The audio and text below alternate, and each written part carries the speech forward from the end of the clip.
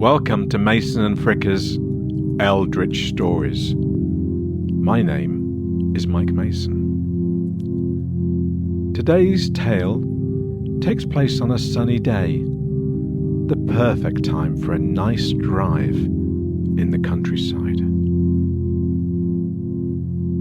It was one of those days when the sun hung low and bright in the sky. As I turned the corner, the glare dazzled me. I pulled the visor down and shielded my eyes with my hand, squinting into the sun. I glanced in the rearview mirror. There was a silver Merc up close behind me. I must have thought the road was clear, but sometimes thinking isn't enough. The body can release chemicals into the bloodstream at a moment's notice. Almost before my conscious mind had registered the car heading straight at me, I felt a rush. The colours intensified. My knuckles whitened and my legs tensed. A dark shape grew inexorably in my side window. Then noise. Shattered glass and shattered memory. Airbags exploded and the tyres left the road. Someone is looking right in my face. Worried eyes. A woman assures me an ambulance is on its way. Hang in there, John. I don't care that they have my name wrong.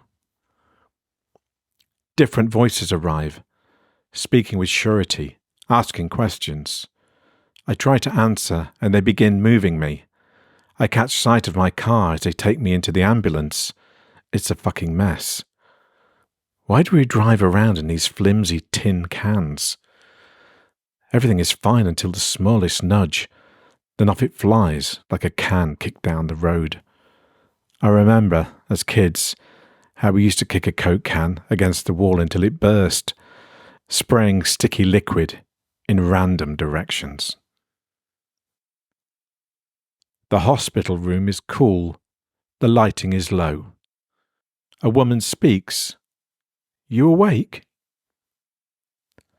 A nurse emerges from the bed opposite mine, closing the curtains behind him. The woman calls the nurse over to me. He has a reassuring smile. I can't make out his name badge. How are you feeling, John? I try to say that my name is not John, but he just nods and turns away.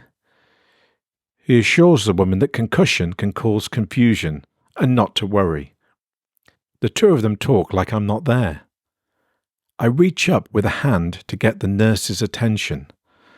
My fingers are short and stubby, like hairy sausages, but today they look pale and slender. Have I lost weight? How long have I been out? Was that woman my wife? Then where is Karen, my real wife? Hold on, get a grip. The nurse said concussion. I am confused is all. I open my eyes again. The scene has changed. I see the ward washed in bright sunlight. The woman is gone, replaced by an old fella. All right, son? I nod. My old man died 20 years back. I'm sure of that. What about the other driver? I ask. The old man purses his lips and shakes his head. I can see the face of the other driver in my mind's eye, forever speeding toward me. I look up, and that's when I see him across the ward. A guy in his 20s, tall. He points a slender finger at me, and his eyes widen. He says something I fail to catch.